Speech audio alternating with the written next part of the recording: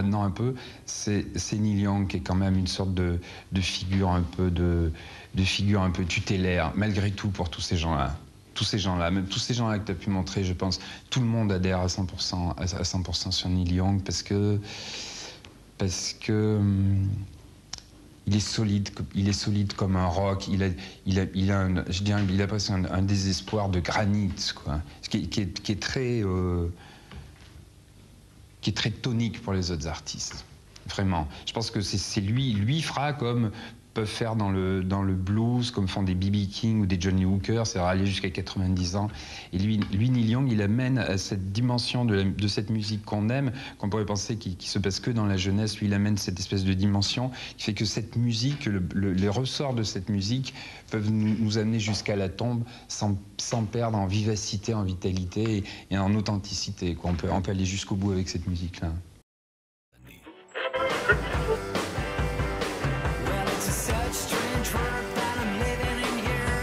50 ans plus tôt, Neil Young quittait sa terre natale. En héros steinbeckien, le jeune chanteur est bien conscient que pour réussir sa carrière, il va devoir partir loin d'ici, pour accomplir sa vie.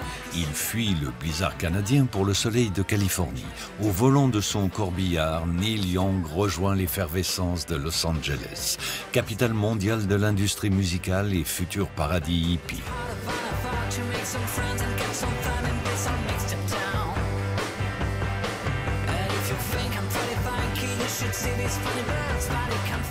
Alors à 20 ans, vous achetez votre première guitare et vous décidez de vous lancer dans la musique. Ça vous a pris comment ce déclic ? J'ai toujours voulu faire ça, je crois. J'ai toujours voulu faire ça, mais je suis d'un milieu où on ne faisait pas ça, où on ne prenait pas l'option où on ne faisait pas de vie artistique, on ne faisait pas l'artiste. Voilà, dans ma famille, on ne fait pas l'artiste. C'est vécu comme une sorte de démission ou un échec de vie. Et voilà, je suis longtemps resté dans cet état-là, à cacher mes goûts, je dirais presque, à cacher mon désir. C'était plus une idée de vie libre aussi et d'envie de s'exprimer. Mais c'est vrai que quelque chose qui n'a jamais été vraiment élucidé, comment sur un petit garçon en France, dans le centre de la France, chez des paysans, un petit garçon de 14-15 ans qui va entendre un petit peu des Stones ou un petit peu de Bob Dylan, en n'ayant aucune culture, n'ayant jamais entendu ça, d'un seul coup se réveille et se révèle à lui-même comme s'il avait toujours entendu ça. C'est quelque chose de mystérieux. J'ai jamais vraiment compris comment ça peut se faire, mais quelques mesures de Bob Dylan ou des Stones ont fait de moi l'homme que je suis maintenant, et j'ai toujours pas compris par quel processus ça a pu se faire. Est-ce qu'il n'y a pas eu un magicien, un monsieur Oulu Odjian qui est passé par là aussi, si, pour beaucoup, révéler le petit garçon qui lui arrivait, prof d'anglais, qui lui aussi était un orphelin arrivant d'Arménie. Et voilà, et qui m'a, dès tout petit, il a commencé à me dire qu'il fallait sortir de la vallée. Voilà. Et maintenant, il est décédé. La dernière lettre que j'ai pu lui envoyer, j'ai essayé de le retrouver pendant des années, j'ai jamais pu le retrouver. Il était libre comme l'air. Et voilà, la dernière lettre, en tout cas, je le remerciais de m'avoir appris. Mais à la façon comme on l'a dans le blues et comme on l'a dans un thème traditionnel du blues, c'est-à-dire... Sors-moi de la vallée, c'est pourrait presque Take Me to the River, ou quelque chose de cet ordre-là, quelque chose d'assez biblique. Et voilà, donc je suis sorti de la vallée, peut-être de la vallée des larmes, et des fois j'y reviens pour écrire des disques. Et quand vous êtes sorti de la vallée, c'est en 1977, lorsque vous avez monté votre groupe Clara ? Ouais, j'étais parti bien avant. Ouais. J'étais un fugueur. Avant, j'étais un fugueur. Bon ? Oui, très très fugueur. Ouais. 2 miles up the road, and Stephen saw the hearse, and he said, "Oh no, it's got to be him."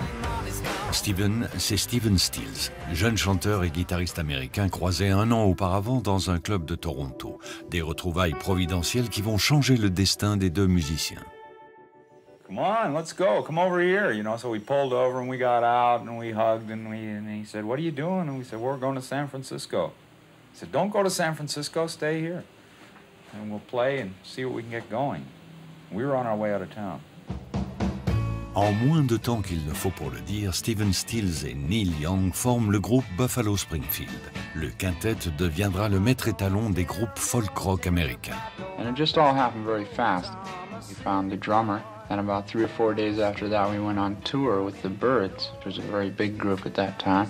But the group sounded so good, I said, well, you know, I've never heard anything this good, we'll just do this for a while, you know.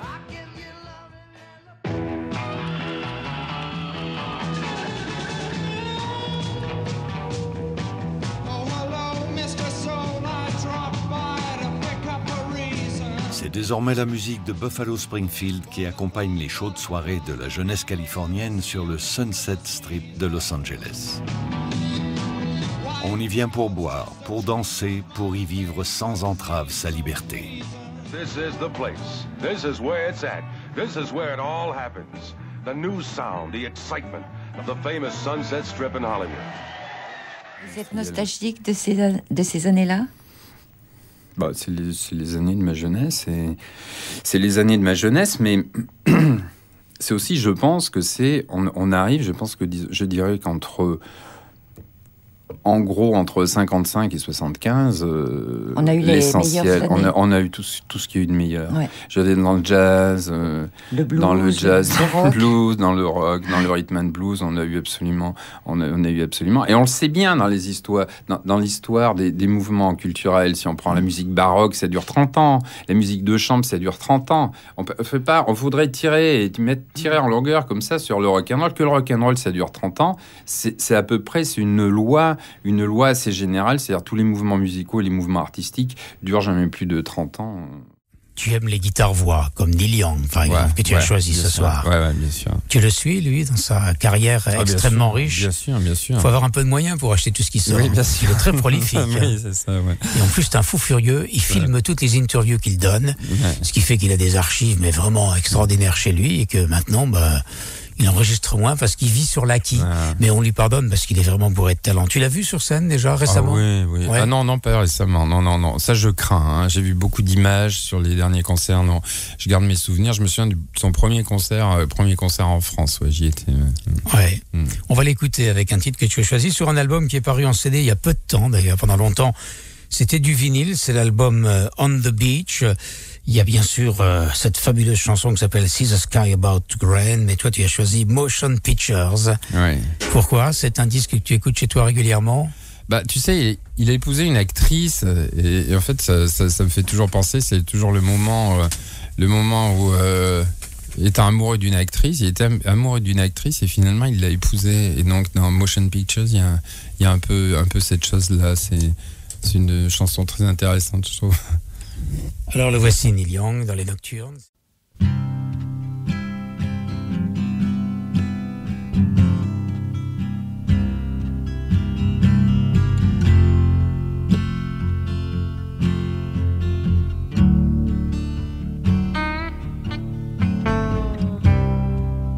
Motion pictures on my TV screen. Home away from home, and I'm living in between. But I hear some people have got their dream.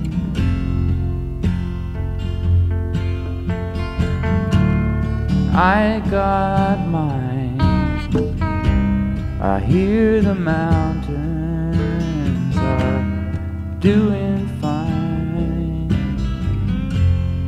morning glory is on the vine, and the dew is falling, the ducks are calling.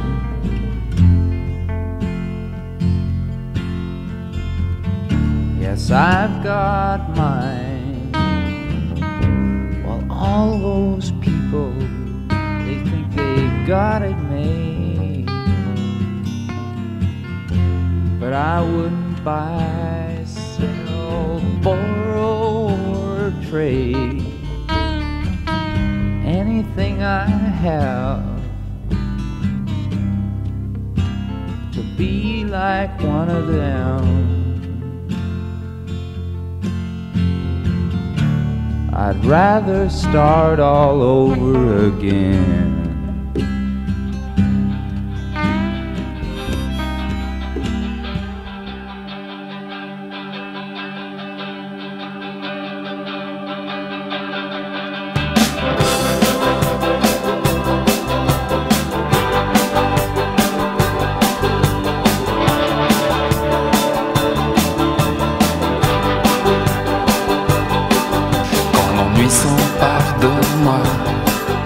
Je prends ma caméra, je réorganise tout ce qui ne va pas. Je prends ma vie pour du cinéma.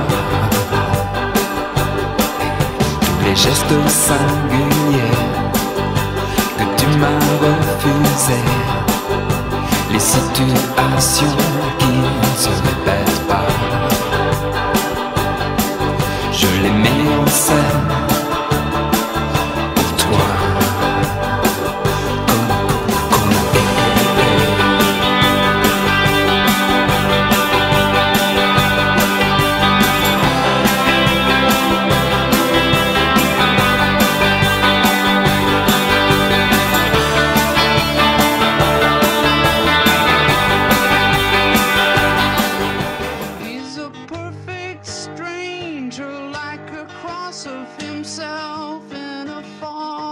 Sobrement intitulé Neil Young, son premier disque sans ses partenaires de Buffalo Springfield sort en 1968. Un rêve qui se concrétise pour celui qui s'imaginait en artiste solo.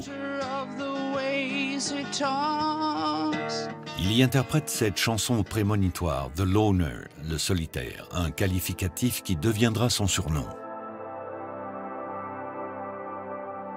De ce surnom, il va faire un mode de vie. Sa décision est prise, il quitte Los Angeles pour la forêt de Redwood.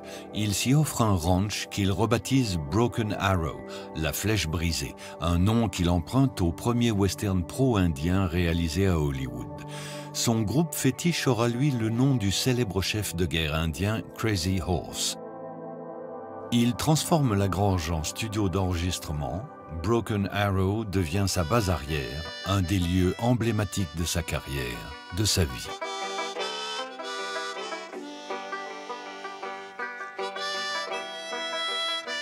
C'est aussi dans son ranch californien que Neil Young s'imprègne du monde rural et découvre une vie plus illustre l'album Harvest, un disque dont le rythme et la poésie traduisent ce changement d'environnement. Désormais, Neil Young est capable de parler de lui, de ses sentiments. I don't know where it comes from. It just comes out.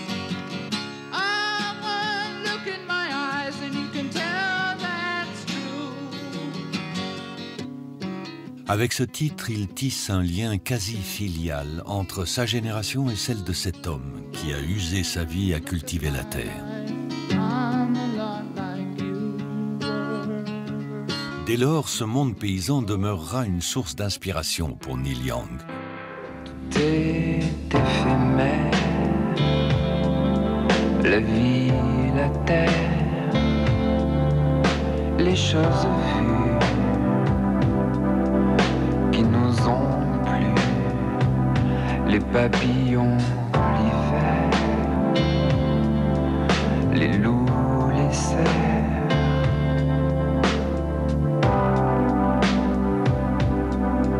Je ne sais plus. Ah bah, j'ai eu le coup de foudre en arrivant ici. Dans ce petit hameau, enfin, il y a quoi? Il y a deux foyers. Il y a deux foyers dans ce village, en fait. Et non, ça a été le coup de foudre. Hein. J'attendais ça, d'ailleurs. Une maison, pour y rester la vie, il faut avoir un coup de foudre. Est-ce que ça ferait un bon fermier, Jean-Louis Murat? Faut voir, hein. Berger. Faut voir, hein. Il vient de chanter, faire le paysan, c'est pas... Bah oui. C'est un chanteur paysan. Qu'est-ce que vous pensez de ce qu'il chante? Vous avez entendu ces titres? Ou pas trop? Oui, pas trop. Deux fois, je crois. 2 fois, on a entendu. Vous trouvez ça comment? Et il n'y a pas trop de voix. Il n'y a pas trop de voix. C'est pas un chanteur à voix, Murat. Hein. Ne dis rien. Comment puis-je Les années 80 sont une décennie parsemée d'embûches pour Neil Young. Il quitte sa maison de disques historique Warner pour rejoindre celle de David Geffen. Trance, son premier album à sortir chez Geffen Records, désarçonne ses admirateurs les plus fidèles. Il ne s'y retrouve plus. All that stuff with the drum computers and the synthetic things is what I like. Electronic music is a lot like folk music to me. It's a new kind of rock and roll. It's so synthetic and anti-feeling that it has a lot of feeling. It's okay. Les sonorités synthétiques et électroniques étaient probablement trop en avance sur leur temps, près de 20 ans avant le succès mondial du duo français Daft Punk. It doesn't seem like a big change to me. It seems like a natural progression. You know, I think a human emotion and telling a sad personal story and all of these things is all, it's valid, but it's been done so much that who cares, you know? Face à cette incompréhension, la déception est grande. Top, tu te moques, t'attrapes les pires mœurs du chat. Au départ, Jean-Louis Murat avait mis ce nouvel album à la poubelle. Ce sont ses amis qui l'ont incité à le récupérer et à persister dans l'idée de faire un disque entièrement électronique, un exercice déjà effectué dans le passé. Déjà en 77, je travaillais avec une boîte à rythme et une machine et je fais ma première télé à Clermont-Ferrand avec une boîte à rythme. Efface ces traces. Comme d'habitude, tous les 10 ans, je laisse à peu près la moitié de mes fans sur le bord de la route. Je prends pas mes fans pour des cons, donc je leur fais des propositions différentes à chaque fois. Depuis 15 ans, ils me voient, ils se sont dit, ouais, super, un Neil Young du Puy-de-Dôme, et d'un seul coup, ils se disent, mais merde, c'est quoi cette histoire?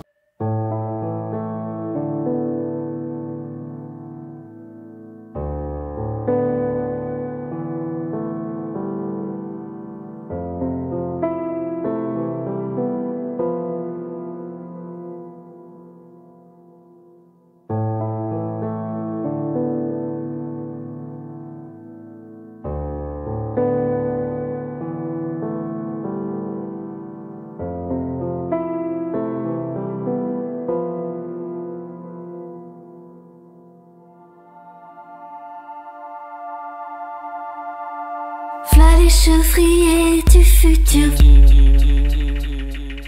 V'là ces bêtes en gueule, ces coyotes qui veulent nous virer du catoche. J'aime pas les travaux.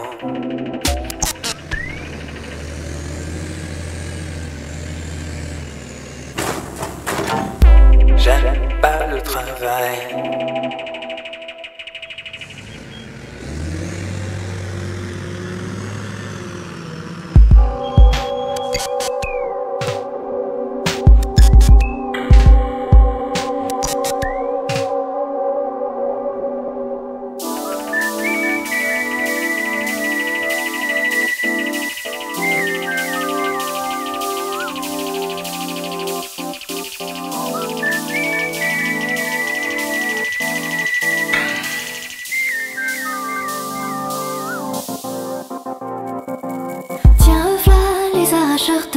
Casseurs d'amandes, les barbiers de cons, vendeurs de reliques à la souillon, qui cardinalisent à la cuisson, Pécasse, Miraposa, Courlis, Poulotosa. Moi, je ne travaillerai jamais. Le tout petit papa, le tout petit papa, le tout petit papa, les tout petits papa.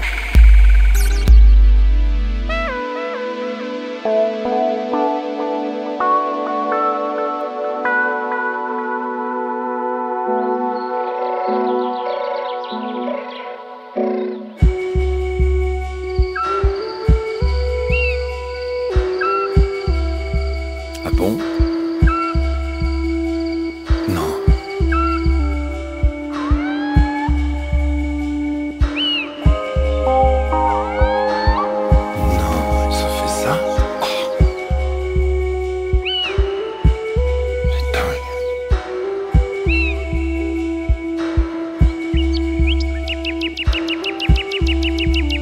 Ah ouais. Incroyable. Non.